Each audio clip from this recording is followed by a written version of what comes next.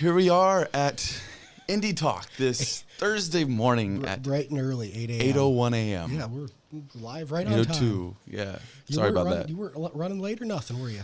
Never. No. I don't run late. Always on time. Yep. I love absolutely. it. And we did work. We killed it. That's total lies. Okay, we got fun things to talk about. We're joined today by Miranda Schuler. We're blessed in our studio because we got air conditioning. I think it's great. I run hot, so my house usually stays around 64, and my bedroom's around 58. And people think I'm crazy, so this is great here. Yeah, I feel that. So I like it cool. I don't know if I like it 58 this time of year. That might be a little much for me. But yeah, our furnace did not work like last night. So it's 60. It wasn't last night. It was 30 hours ago. It didn't work, and so it was like 60. And I slept really good. I sleep good when it's cold. So do I. Yeah. It's harder to get out of bed. Oh, it is. But it feels great. Yeah. It feels great. So we got some exciting things to talk about. Election day turnout. This is obviously something that it's been discussed a little bit, but we're going to look at some numbers, and I'm excited to go through that. Looking at property tax versus sales tax. Obviously, the Park District in Minot is doing a little bit of potential property tax relief through the use of a sales tax. They're also doing other things as well. And that's an interesting dynamic to look at. And then we're doing, what else are we doing, Kyler? At the end, we're going to do a little snake draft. We're going to try a little, I gave her fair warning. You did? I did. So we're not completely dropping it on Miranda here. We're going to try something a little new this Thursday. We're going to do a snake draft at the end. Explain how this works. So there's going to be the three of us. We're all going to go in order. And the way a snake draft works, it's reverse pick order. So say I go first, Miranda second, Jonathan's third. Jonathan then goes first in the second round, Miranda second, I'm third. Then for the final round, we finish off in that same order as the first time. So we're going to draft our favorite restaurants in Ward County. Okay. Is that fair? Boom. That sounds epic. I love it. I think we're going to, and if it works well, if people like it, we'll take some suggestions. And do you have some already stockpiled in your brain outside of Minot? I have one. Interesting. I don't know that I'm trying to think. I don't think I've really eaten. I mean, I've ate at gas stations. Fair. But outside of Minot, I don't know that I've ate much outside of Ward County. You got to get out more often. There's some good food outside of Minot. There is. Right. There's some little I've hole in the wall places. Always wanted to go to like Hacienda in Burlington, but I've never been able to, and that's about as far as I've almost went. We're gonna.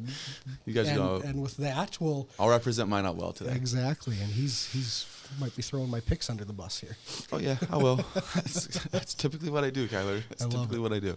All right, let's start out with the election day turnout. First off, congratulations to Miranda Schuler, newly elected Ward County Commissioner. Yeah, that was crazy. I think it was 11,800. I think 180 votes separated myself and Shelley Wepler. I have a huge amount of respect for Shelley. It's funny going into an election. I've gone into lots. You really never know what the turnout is going to be. I had an idea. Everybody else has an idea, right?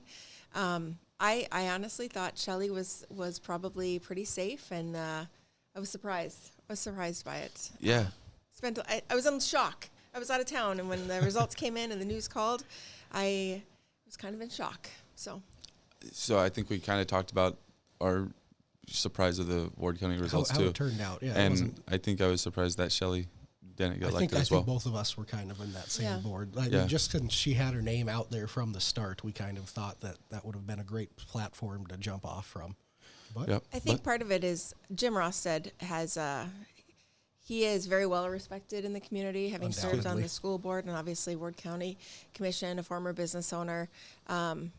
He didn't need to do a ton of campaigning, and the race kind of showcased that. My campaign style is very minimalistic when it comes to money spent. Yeah. Right. Jim's is very similar. I pulled the campaign finance disclosures on all the candidates. I do that in every race to kind of see where the money's coming in. And prior to or right after the deadline, the most amount was spent by a candidate who ended up with the least amount of votes. So it's kind of interesting. And you saw money signs doesn't always everywhere. do it. No, yeah. So campaigning is a crazy thing. Sometimes it works in your favor, sometimes it doesn't. So I'm pretty sure the most successful campaign, though, is Ashley Golke's. I know. Yeah. That's pretty incredible. Yeah. For I wish, effectively I flat out wanted to vote for incredible. Ashley, but she was Yeah. like, don't. And Right. I really wanted to, though. Yeah, right. Yeah. It's worth a shot. Yeah. Yeah. She asked not to, so That's I fair. honored that. Yeah, she declared several weeks before, right after the forum, basically, that she wasn't going to be the She chamber forum, Yeah, she chamber didn't- EDC forum, that she was not going to be actually getting.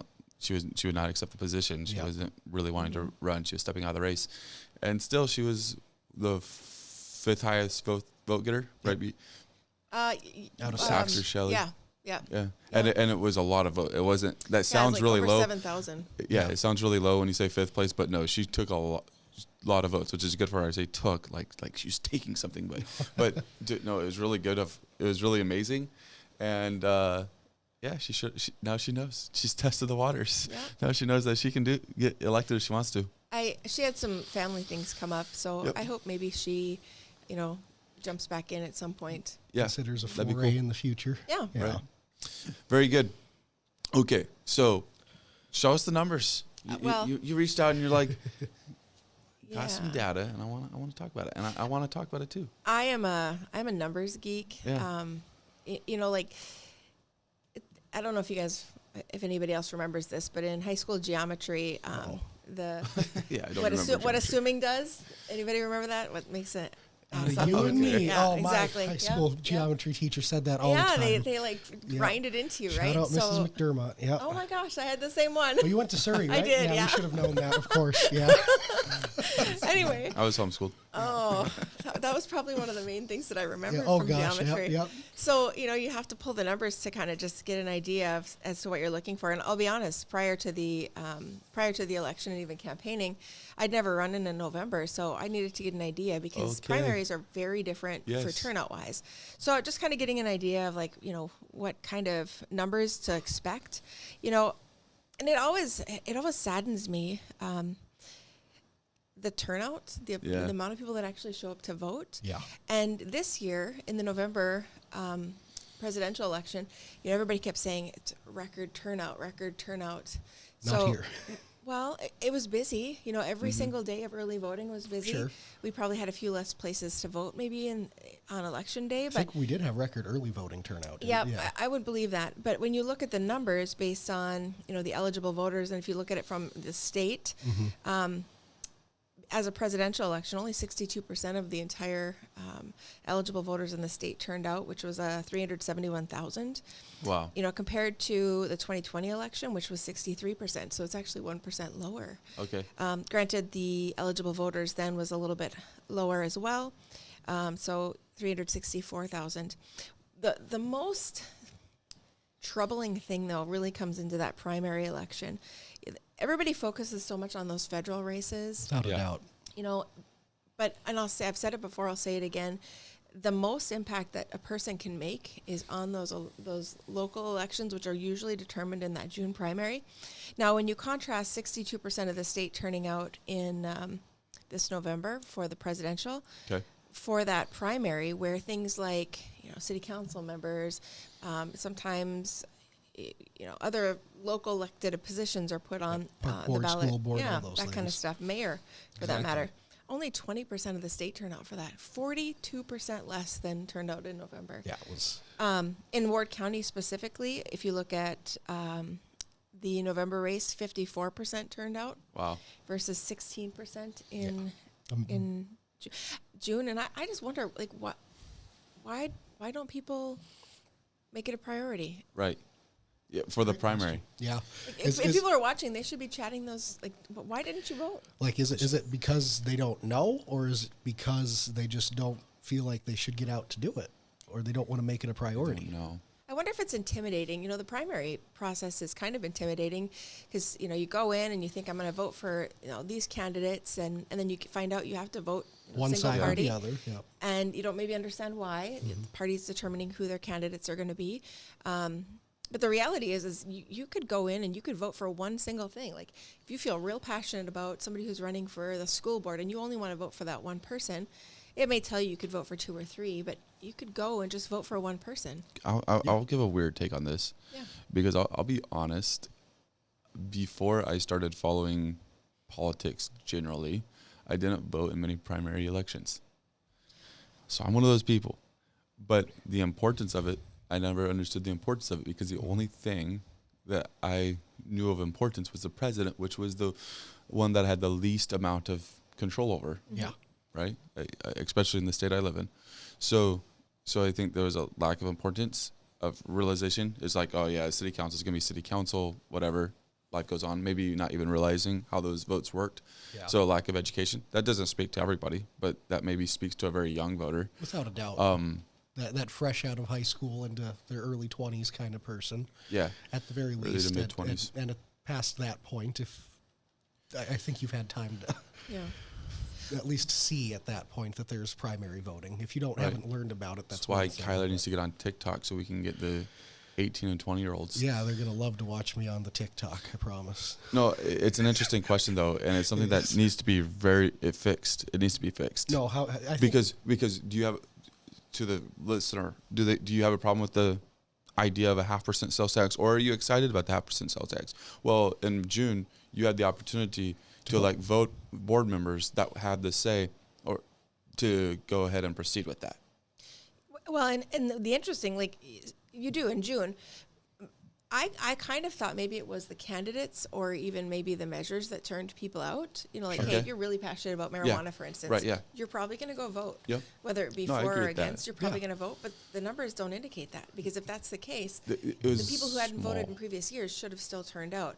And then maybe it is the presidential election that does turn out people, and historically that would be true, because if you look at the off years, for instance, 22, only 43% of state voters turned out versus 18, which was 57. So 22 is a very low turnout comparatively.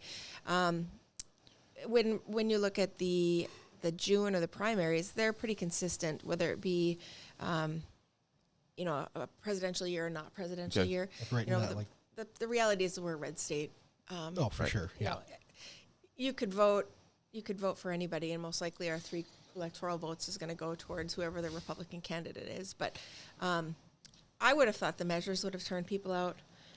Even when we did bonding for the school, the turnout is for sure really it was low. Minimal. Yeah. But then you have so many people who, are very vocal about it, and having served previously, I think I've kind of come to this realization. You hear a lot of noise from certain groups of people, but they're relatively small. The majority of the people, and this election showed that same thing, is the majority of the people don't want to be vocal. They just want to go about their business and vote, with Julie Fedorchak taking, I think, the most votes of any candidate. In the state. Isn't that crazy? Yeah. Is that what you expected? I mean, I knew she was going to win. Trigby was a great candidate. Yeah. But, with all of the hoopla leading up to that with the primary and things like that, I figured it might be a little bit less turnout, but the turnout for her was pretty remarkable. Because that was one of the most contentious primaries we've seen in the state in a long time. Yep. She beat Armstrong, right? Yeah. And that, to me, that's surprising. Yeah. I figured Armstrong would probably have the chance to be that. If we sat down and actually thought about it, that's what I would have went with. That's fair. Interesting. Primary day elections, though. I want to spend more time on that. Yeah. Because I went and asked, we're going to be releasing a interview with Ellie Deloriers with the Minot Park District executive director there, and one of the questions was, I'm like, I know this is probably a little bit unfair because there's other factors, but obviously there's a special election for this 0.5% sales tax. And was there any thought about how it'd be better or worse to have this on the general election day for president? And it's like, well, there was no thought because of the Measure 4. So be it. But there's going to be probably very little voter turnout for a special election for a 0.5% sales tax. And to me, what's concerning about that is they're going to campaign hard. And whether you're for or against it, what's going to happen is the person that's for this is going to campaign very hard.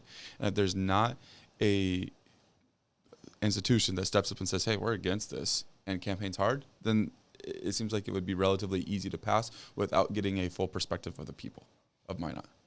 Well, there you can play a little bit of devil's advocate Do it. there because the park board had the mark measure, Right. and there was a large group of people that were for that. Or even when you talk about school bonding, Yeah. there's been other bonding issues that have been presented to the public. The public is smart. Mm-hmm. They really are. The challenge is that it's a very small section of people that turn out. So I think sending it to a vote of the people is probably the best bet in this instance. It's unfortunate that it had to go through the city. I feel like some of the comments made by some of the members of the council were putting a spin on it that they maybe had some kind of authority, and really there's not. Right. The authority lies with the people. We're their bosses. We're the park board's 100%. bosses. Just like Yeah. I'm not the boss being elected to Ward County. It's literally the citizens. Right. So I think the best thing in this situation is to bring it to the voters. I commend the park board for bringing forth an option for people. First thing I did was crunch some numbers on it real quick. McDermott math, so I'm a Surrey High School graduate. And, for the property owners in the city of Minot, it might actually be beneficial to us. My understanding is the park board has changed their plan a little bit. Instead of going 5 years to go 20. Okay. Yes. Which is a good thing. I think the 5 years would have probably made me apprehensive to vote for it. 20 still does. I wish it was an indefinite thing, but if you figure half a cent sales tax, they're saying, if the math is correct that they've given us on a approximately $250,000 home, I remember hearing approximately $150 savings per year. Yeah, give or take a little bit. Yeah. Now, if you figure that out and you math it out, that's $12.50 a month in sales tax. And if you figure half a cent, that means the average homeowner would need to spend more than $2,500 a month in taxable purchases. Because $2,500 a month in taxable purchases at half a cent is $12.50. Gotcha. Okay. So if you're a standard homeowner living in the city of Minot and you're spending over $2,500 on taxable purchases, you probably want to vote no. Mm-hmm. But if you you're are not. not, it's probably going to benefit you. Right. And so, the reality is with the park, most of the facilities they have, the end users are people who are coming in and using those facilities. So it actually, in my opinion, from first glance, kind of makes some pretty good sense Doesn't to that- give us isn't that some a bummer? relief. I know it does. When stuff actually makes I sense. know.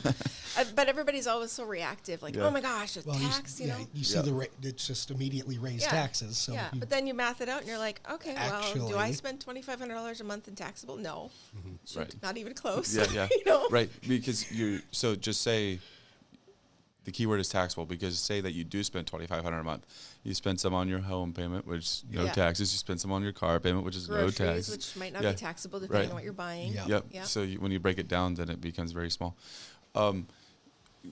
I think another dynamic to look at is, so 0.5% sales tax for the park board. How far does it go? Like when you're replacing property tax with sales tax, do we become a town that has 10% sales tax? I mean, we're at 8. Okay, and I'm sure there's people that thought that, when we got to 7.5, that's pretty high. I'll probably never go above this, and then if you got this, then we'd be at 8%. And while the numbers make sense, like where does it end? I don't know. Sometimes they'll say taxes will sunset. You'll vote and a tax can sunset and then it gets repurposed. The Ward County tax, for instance, is going to be repurposed to the roads. Yeah. Sure. I am an advocate for sales tax. I think that it's probably the easiest tax for the consumer to control. Yeah. That's true. Because if you're struggling to meet, your financial obligations or pay your bills, you're probably going to spend less, right? And I don't know anybody that has saved every single receipt to see how much they've spent on sales tax in a year. No. I would bet that, that number would probably be a staggering amount when they look at it, depending on whatever their budget is. And it's kind of the same thing, like, if you look at your insurance payment or your car payment or those things, if you took your car payment and you put it on an annual scale versus monthly, it's much easier to digest when you break it down into those small numbers. Oh, for sure. So when you're looking at your property tax bill and you think, oh my gosh, I got Right. this $4,000 tax bill or $3,000 or whatever it is. Well, when you break it down into monthly payments, you're like, okay, well, it's not so bad. Or if you break it down even into weekly, those numbers are easier to digest. And it's the same thing with sales tax, because not everybody's going out and buying widgets and gadgets for their kitchen Right. and everything else Exactly. that they are getting taxed on. And they don't even think about it when they pay that tax. No. The sales tax is one of those the property tax is one of those bills that's weird that everybody refers to it in annual terms. I always thought that's a little bit weird. And that's probably coming from the mortgage industry where we always looked at it in monthly terms because you're always putting in escrow. Now, if you own your home, then you are a little more forced to look at it in an annual term. But like you said, your insurance is done. It's all an annual premium or a 6-month premium broken down into months. Yep. If you're paying, depending how you pay it. But even in the mortgage industry where they're escrow billing, most banks will do a escrow reanalysis usually in December. And then so all of a sudden in January, after your property tax bill has come out, it hasn't even been paid yet because it's going to be paid by March. Yeah. You get a bill in the mail from your lender saying, hey, your escrow balance is low. Well, your escrow is a fund that's set aside to pay your insurance and property taxes, but it also has to have a buffer in it as well. We explain this to people all the time. Each bank is different. It might be 20%. Who knows what it is? But if your property taxes went up and your insurance went up, now your percentage of that extra buffer needs to go up too. So you get this bill from your mortgage company saying, hey, Mr. Consumer, your home payment went from $1,500 now to $1,700, and you think, oh my God, $200 a month? Well, what they've done is they under forecasted for that year, and now they're over forecasting for next year for the two entities that are seeing an increase, and it's a big jump. Right. It is. Yeah. There was a couple years where I got it lowered and I got a check back from my escrow account, and I really wondered what they were doing. Like, how in the world am I getting a check back? But hey, I was grateful for it. You're not going to say no. Sometimes you have too much in your funds, or like people will change their insurance. Like obviously that's the industry that I'm in. They'll change their insurance and they'll maybe save a couple $100 a month or something, or a year. I'm sorry, saving a couple $100 a month usually isn't feasible on home insurance, but they'll save a couple $100. And so, like I said, the mortgage company's been banking for a certain amount, and then keeping that extra buffer in there, and then all of a sudden your payment's a little less, so they can send you some money back. Doesn't happen often though. Yeah, it doesn't. And it was like, so I mean, you've seen my annual tax bill, and I got like $1,000 check back. So I felt like someone messed up. They really, taxes aren't that bad in North Dakota. No, strange. State taxes aren't that bad but in it's North property. Dakota. Yeah. So one more thing on the sales tax, or there might be many more things. Man, I had this thought earlier, and it's a really good thought. And right now it's gone, isn't it? It's escaping me, gone. Tyler. Do you have any thoughts on sales tax? Okay. How about this? Just generally speaking, do you think property taxes could be replaced with sales tax? No, I don't think so. We don't have a large enough population base in our state Which is to fair. completely replace it. I do know, so I was speaking with one of our legislators on Tuesday before the storm, and it sounds like there are 40 bills that will be presented for property tax reform or whatever they're going to do. It's good that they're showing initiative to get something done, but is that too many chefs in the kitchen? I feel like it is. So, I think I alluded to this when we talked previously. I really don't like the premise of taxing on the unrealized gains. So I purchased my house for $134,000 in 2006, and my property tax valuation is $275,000. That's probably the right valuation if I was going to sell it, and that's what the state law says is the entities have to tax based on the valuation. But I haven't sold it, so that money's not in my pocket. Now I'm being taxed on it. I would really love to see a bill that would lock in the purchase price of the home. Now, there would probably be some people who would skirt the system and do a title transfer for $0. All of that information is public record. If you pull anybody's tax card on on the City of Minot's tax page, you can see when they purchased, who they purchased from, and the purchase price. Those things are all locked in there. And the other interesting thing is, if I sell my house today for that $275,000, that becomes the new taxable price because the entities have to use what the valuation is. So the new owner ends up paying starting at that $275,000, and then it goes up from there. I would love to see that number locked in. Everybody talks about, hey, what about the 83-year-old person who's been living in their home and they paid maybe $30,000 for it and now they can't afford to live there? If that number was locked in, and maybe the state would have to subsidize, obviously, locked in on that initial purchase price, and that person has never moved, they're going to be paying based on what they originally paid for it. Yeah. You could probably eliminate a lot of different incentives that exist. I'm not a big fan. I've never been a big fan of the Renaissance Zone tax credit. If you're an investor and you purchase a dilapidated or a building that needed a lot of work, those are the people that are using those Renaissance tax credits. you would actually just get to lock in the amount that you paid I see. on that building versus paying the gains based on the work that you've done. And I think it would be a very fair way of looking at property tax, but I have no idea if there's a bill out for that. So if you did that way, then you would heavily incentivize people to remodel, but you would not incentivize people to build, essentially. Well, I don't know that you would heavily incentivize because not everybody's going to remodel either. I mean, there are people that are very happy with living in a very minimalistic house that might not Right. be. For sure. I'm thinking more commercial. Well, so I think we'd have to do it only on the residential side. I don't know what the plan would be on the commercial side. Would have Okay. to But separate only it. only on residential. Commercial would have to be a different entity. On the residential side, even if it is, like your multifamily homes, I think it would work on those types of things. It would work on your investment properties too. It would be not a terrible idea. Now, I realize it would bring in less income for the political subs, where we may end up needing to see some of that, potentially the legacy fund earnings help offset for those mills. But I think it would be probably a very fair way to do it. Yeah. But again, I don't know what the options are, and I don't serve in the legislature, and Right. People are going to have to lean on those people who are serving in those positions to bring forth the best idea. I've heard tax plans from Lauser and Koppelman. Those are the two main one. And then I read through You're 20th of the way there. Jim Casper's. Okay, fair. And I know that there's a ton more. We won't go through them all in the Dakota. It'd Maybe be a come tremendous task. Next but we spring, are. we'll go through the top kind of couple Yeah. ones that are coming to the table. But I am curious because supposedly there was this. They were going to have this approach this year where they were going to work together during this time leading into session, and it just doesn't seem like that kind of happened.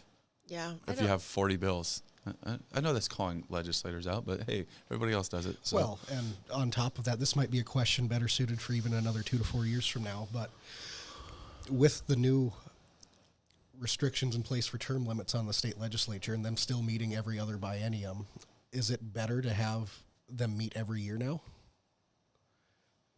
Oh yeah, for the state legislature? I think 100%. I think it would they be able to be more productive that way? I think that was something that was brought up when prior to term limits. I'm sure, yeah.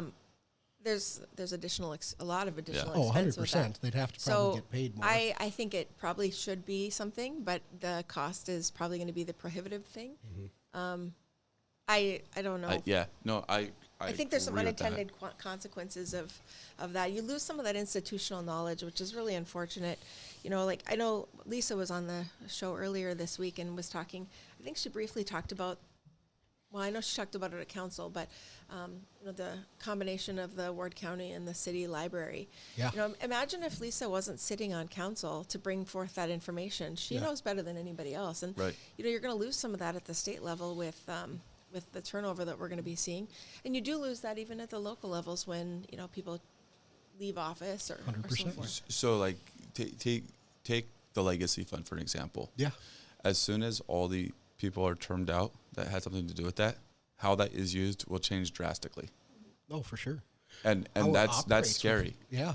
Because then when all those people are termed out, how that's going to be used is going to change drastically. And it's a continual process that will go over and over and over rather than having somebody saying, hey, I was here when it started. And this was the intent, At and this the was the inception. purpose, and this was the reason why we put it in the place, not to offset property taxes. And maybe that's the way it should be used. I'm not arguing against that. I'm just saying you don't have anybody to offset. Yeah. Something that's that big, No, for sure. it's scary. It has the potential to open up doors that I guess we don't know. We'll have to wait and see with that.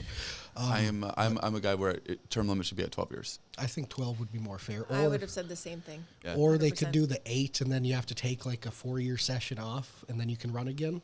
I know there's some states that have governorships that have Yeah. that, like something along those lines. Governorship's still it's a different different to ballgame. me. No, 100%. Yeah. I feel like there could have been a little more compromise than what Right. ended up with it. And the other challenging thing is you don't have a ton of candidates running for those No, you spots don't. at That's all. the thing. In 10 years from now, Yeah. it's going to be a whole new state legislature. It will be, and we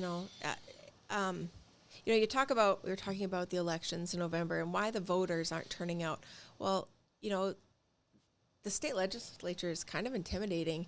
On any given day, do you know what they're discussing? Do you understand the process of how a bill starts? I would say probably, guessing wise, upwards of 90+% of the state's citizens don't really understand the process or even know on a day-to-day basis what's being discussed at the state. So it's very intimidating. So trying to find people that would want to run and serve in those positions, obviously it's challenging because we continually see very limited turnout for candidates in those races. So you're a business owner, so you have all the flexibility in the world. Kinda, yeah. Yeah, I say that jokingly. Okay. In theory, right? Yeah. So yeah, you could definitely run for the legislature and take off 4 to 5 months from your business And your family. Yeah. Be away, live in a different city for that time. It'd be totally fine, right? Yeah, for sure. My staff would love it, and my family would too. I'm yeah, sure. right. And It's- I'm not downplaying because I'm No. thankful for the people who do it, but it isn't for everybody. Imagine No. if you were, and honestly, I love like citizen leadership. I would love to see the the clerk at the gas station serving in a a local elected position. I think that we should see more of that. But is that person who's working on an hourly rate at the gas station, who is maybe very intellectually put together and thoughtful and whatnot, could they serve in the state legislature? Absolutely, they could. But will time allow for them to do it? Will their There's job no allow in way. their finances? There's no, I mean, there is a way, but relatively, there's no way. I was talking with somebody in a district, and they're like, "Yeah, we were thinking we might have to run, and we were trying to figure out how that would work dynamic because I work in the oil field, have a business, stuff like that. Can't just go and take 4 months off and expect that when I get back, my business is going to be functioning." Yep, at the same way it was before. Right. Like And it's just like, yeah. And the problem as a business owner is, you have clients that you have to be responsible and adhere to, and then you also have your staff. Like, Yeah. I can make decisions for my business, but the reality is if I make a poor decision, when it comes down to getting paid, it's my staff gets paid before I do. Yeah. So if I make enough bad decisions, the business will just not be there. Right. And it'll be me suffering personally first. And I think,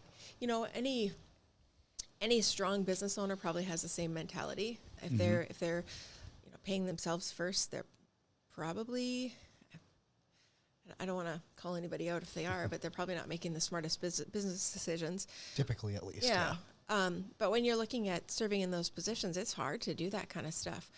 You have to have a lot of processes set up and Right. a lot of right people in the right places to be able to do it. Absolutely. Yeah, definitely an interesting thing. Term limits. Didn't expect to talk about term limits Yeah, today, no, but we went down a whole Conversation side just thing led us there. that Yeah. direction. So we're gonna take a 60-second break. We'll be back in. Yeah, Kyler, we are okay. We're taking a 60-second break. I'm letting Here we you go for it. We might not actually. Uh-oh. It doesn't like us today, but that's all It's right. not working. We'll We were try gonna one more play an time. ad. In the demanding world of oil and gas, precision, safety, and efficiency are non-negotiable. Unmanned operator drone services revolutionizes how you monitor, inspect, and manage your operations. With cutting-edge technology and expert operators, we deliver real-time data, detailed reports, and actionable insights for our valuable clients. Why risk the safety of your team or waste precious time? Our drones access even the most challenging areas with ease, reducing downtime and enhancing safety across your sites. We take the guesswork out of your projects by offering LiDAR, mapping, and inspection services so that your projects stay safe, on budget, and on time.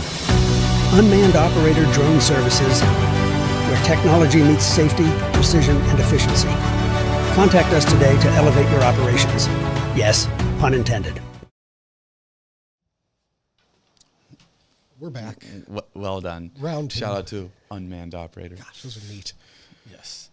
All I'd right. crash it if I had to try to fly it. Have you ever flew a drone? Yeah, I crashed it. Oh, you did. It wasn't a good one. It was like one of those cheap, like $20, $30 ones. Well, that's a bad deal. Someone was telling me a story of where they bought one because they were going to start using it for their business. They had somebody running it. Broke.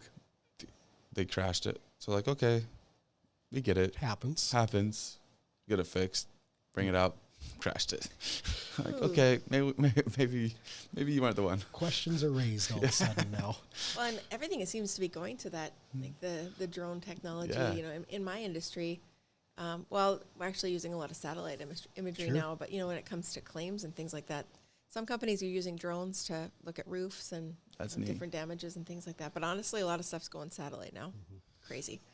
So it'd be like on any house it could be, but on a 2 or 3 story building or even higher, then a drone could be really handy because that saves a lot of time and work. It's safer too, Yeah. rather than putting somebody up on a roof. I mean, when you look at it, as long as you're not that guy.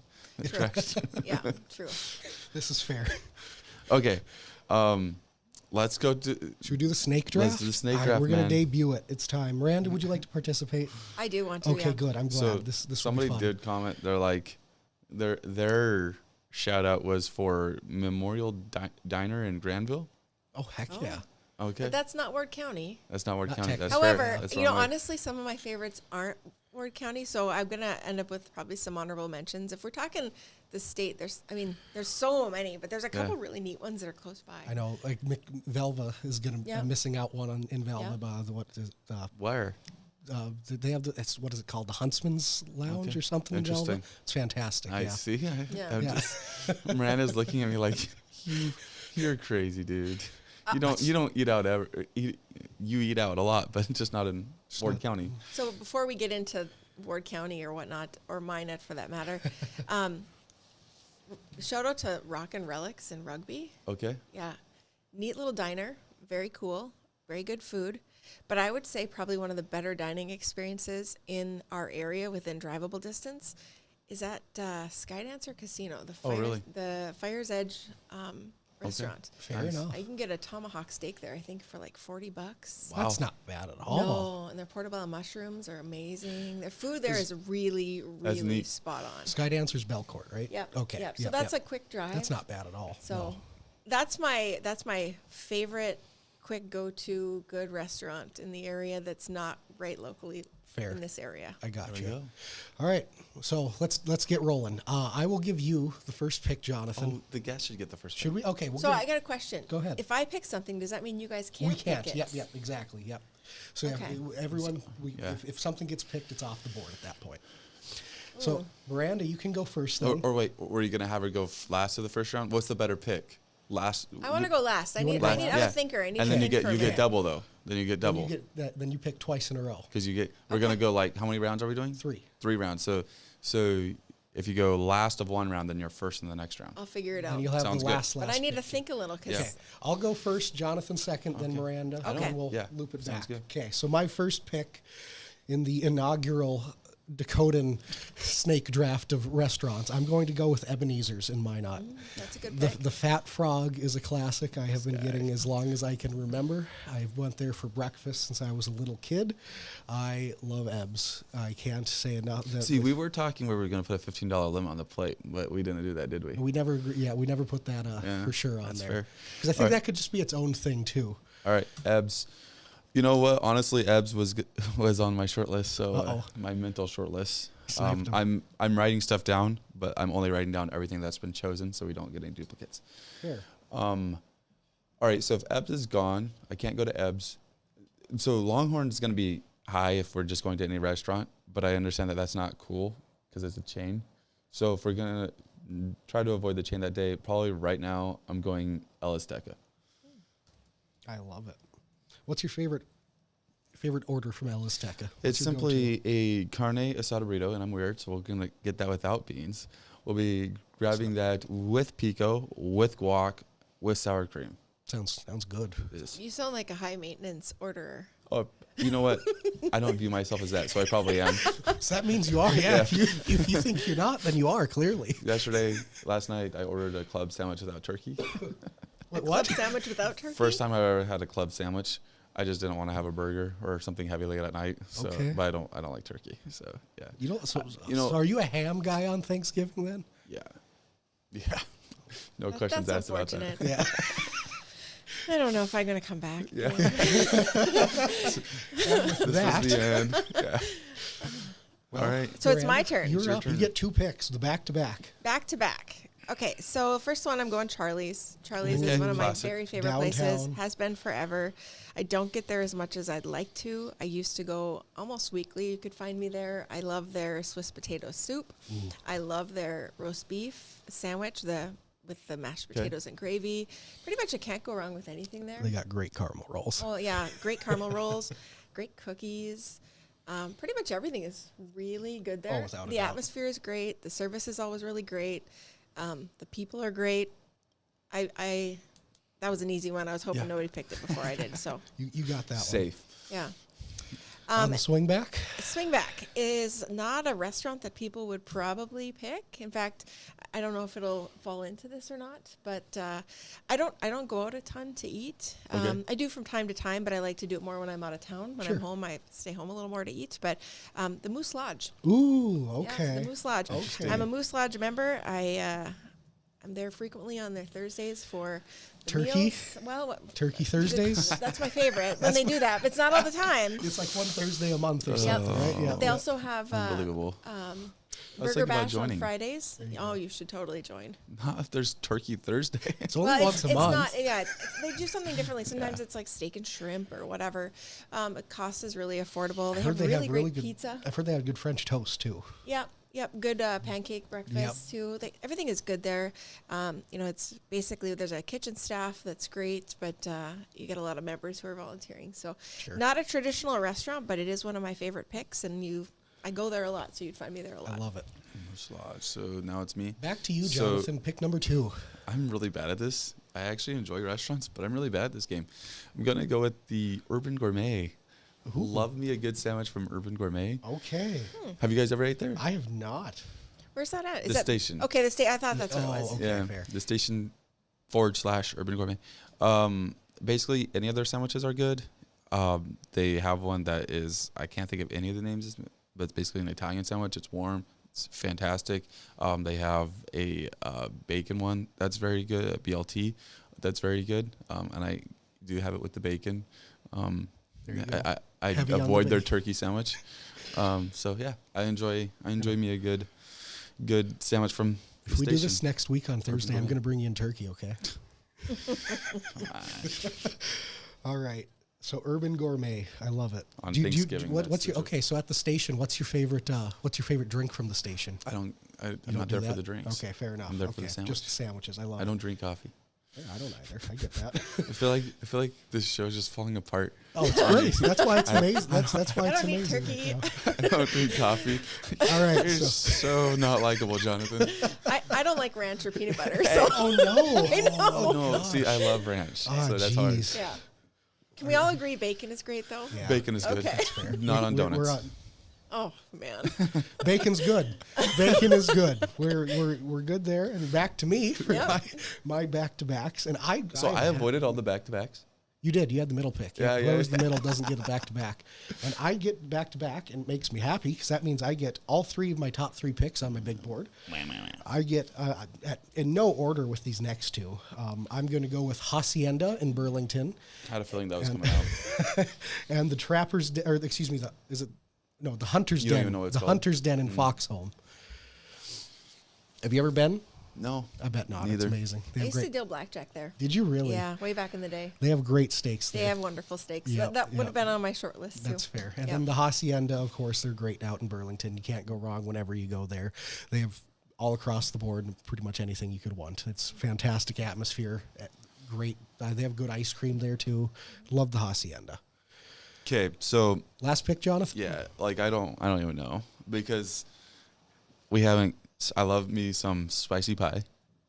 I don't know that it's top 3, but it's very much an honorable mention is worst case scenario, like what they have good. going on. They are good. I enjoy Don Tapatio's. Let's see. And then I've been to Rockies, and that How was place is gonna be pretty legit. It think is so? so Yeah, good. right. Yeah, really, I've yet really to be good. there. You guys They Great just opened this shakes, week, didn't it? great Right, yeah. burgers. Yeah. I'm not a hot dog person, but it is Right. really good and fast. It was super busy. I went there opening day. I thought I would be there for a while. Nope, super Streamlined. fast. Yeah. I love it. That's awesome. Chick-fil-A is not in Ward County, so Slim Doesn't Chicken is count. a Okay. close second. So there's a lot of stuff to. The options are endless. We got to pick one. But yeah, I know I got to pick one, but I needed to get shout outs out. Of course, for the all honorable you, mentions. Like, That's hey guys, reasonable. I'm thinking of you. Wait. Before I do my last pick, you were one of the judges for a Nafla soup contest. I was. And Jamaican Vibes won. Okay, so I've never eaten a Jamaican Vibes. Yeah. And I love Nafla soup. Right. In fact, I had Nafla soup for lunch the day before at Sammy's because they have a great buffet there. Which is another great restaurant. Absolutely. Anyway, they had asked me to judge for Visit Minot's Nefla Soup, first annual Nefla Soup contest. They had 5 contenders, and Charlie's is on my list. Their soup was great, had a lot of chicken. It was really good. But we actually ended up with a tie because we based it on numbers. We ended up with a tie between Shots and Jamaican Vibes. We didn't know whose was what. Yeah. And then we had to do a tiebreaker, and it barely was Eked on the out. Jamaican Vibes side. That's crazy. The smoked chicken was amazing. In fact, like I said, I've never eaten there, but that Nefla soup makes me want to eat there. Right. And then the soup from Shots had a little bit of a sweeter taste. I didn't know if it was maple, maybe that I was Interesting. tasting. But yeah, that was a lot of fun. So my first time having Nafla soup from Jamaican Vibes, I ordered a quesadilla. And they're like, Okay. right, yeah. And they're like, yeah, Nafla soup comes with it. I'm like, What? Like, Nafla soup is good, okay? But I don't just go to a restaurant and be like, yeah, get me Nafla soup. Especially a Jamaican Vibes restaurant. Right, yeah, Yeah. exactly. Not your first thought. No, yeah. no. So I'm like, okay, whatever. And then I'm like, all right, might as well eat it, I guess. I'm like, dude, this is fantastic. It is. I actually really Blew your enjoy mind? this. Yeah. It's amazing. Oh, it's good. I'm yeah. going to guess they're going to sell a lot more Nefla Yeah. soup. Right. And again, it's called Jamaican Vibes, but apparently it is like the owner's mom's recipe for the last 20 years. She's from North Wow. Dakota, and they put a Jamaican spin on it. I Neat. love it. It is good. That's It's good. awesome. Real good. Yeah. All right. I have no, one of those restaurants that I just mentioned would be my favorite. I really want to give Worst Case Scenario the shout out, but I don't know that I can say for sure it's my top 3, but I might just go with it. We'll go Worst Case Scenario. None of you are taking that. No. That's fair. I love it. And that brings it back to you, Miranda, to round out the draft. So one of my very favorite places to eat, and I think it's closed right now, and I'm not sure if it's going to reopen or when it's going to reopen, but it's Primo. Primo. Oh, Gotcha. sure. Primo. Okay. Yep. So, I didn't know that was close. yeah, it that was a was different one. for a remodel. Gotcha. They have probably the best prime rib Yeah. in the area. Okay. And, it's been kind of a staple for a long time. Way back in the day, there used to be a comedy club in Sure, there. You yep. guys are kind of young. Yeah. Maybe wouldn't know that, but Yeah. I've heard about it. Never got to. I also dealt blackjack experience it. there, so I ate a love lot it. of Nice. of Primo. Yeah. And so Primo has been one of my favorite restaurants in the area for many, many years. And like I said, I know it was closed for some renovation. I guess we should probably see if it's back open again. So if it is closed, can I give an alternate? Yes, Yeah. Okay. of course. Your So- honorable mention. If Primo is off the list because of whatever reasoning, I think I would end up going with the Starving Rooster. Ooh, okay. Yeah. That's a classic too. Now. I really Oh, like the that's Starving really Rooster. good, too. Yeah. That's a That- classic one. I When should people have come thought to of that one. town and they ask me where to eat, That's I one of like the first. Yeah, well, it's I always tell 'em an Ebbs. experience. Yeah, Ebbs is an experience too. You Yeah. always want to lead people into places where they're getting more than just some Yeah. food. Right. When I And- used to work at the airport, I worked at the rental car agency, so Yeah. people would always ask where Yep. to go eat. Ebbs and the Starving Rooster were two of the places I would always say in downtown Minot. They always get good food, and it's a great experience Yep. there too. And they're seeing some of the neat stuff that's happening in the downtown area. Yep. So, Starving Rooster would be, if we can't use Primo. That's your. I So like Yeah. it. if people have problems with that, let us know. Yeah. Yes. The top 9 were Ebbs, Elizteca, Charlie's, Moose Lodge, The Station, Urban Gourmet, Hacienda, The Hunter's Den, Worst Case Scenario, and Primo. I love it. And I that's- don't really think that they're in any order. No. So maybe about- one day we'll have to have an actual taste test. Yeah. There. Oh gosh, that would be. That would that'd be a lot. day of fattening. We'll just start, we could just start picking them off, going one head to head. Yeah. There we go. You could do like a live showing from the Moose Lodge on a Thursday. Yeah, That'd be fun. Has to be turkey night. I agree. on. I agree. Come on, guys. Honestly, Wow. turkey night, if I don't go in to eat, they serve to go as well. I will Oh, go so in you and get it order, regardless. and then I take it home. Regardless, you're getting Yeah. turkey night. Then Make I sure love you get it. the Who cranberries. does that for turkey? Turkey's good, man. You just haven't had good turkey. That's what it You ever- is. you I ever like had a- smoked turkey. It wasn't bad. You ever had a good deep fried turkey? I have no idea if I've had a deep fried You, turkey. you'd honestly, know if you had You'd a know, deep fried yeah. turkey. Oh, God, I don't know yeah. about that. Yeah, I prefer a It's- smoked turkey too. smoked turkey. Smoked Yeah. turkeys are good. Yeah, Yeah. you can't go wrong. Speaking of turkey, it's almost Thanksgiving. It is. It We're is. a week. Should we do a a week away. show next Thursday? Probably not. Okay. No, not on Thanksgiving. Not be a good day. But if you are cooking a turkey and you're cooking one that's more than, I think, 16 pounds, you need to start thawing it tomorrow Oh gosh, it's already time. for food safety. That's Fair. crazy. Yeah. That's crazy. Fair enough. That's why I We're don't a like week. turkey right there. Takes too long to prep. No, that's not true. I feel like it's always dry. You haven't had good turkey. Just gotta do it right. Exactly. Yeah, you gotta, like, if you get a, I do turkey every year, usually for Thanksgiving, and I'll start the process, the brining process. I usually do about a 2 to 3 day brine on it, and then I inject my turkey.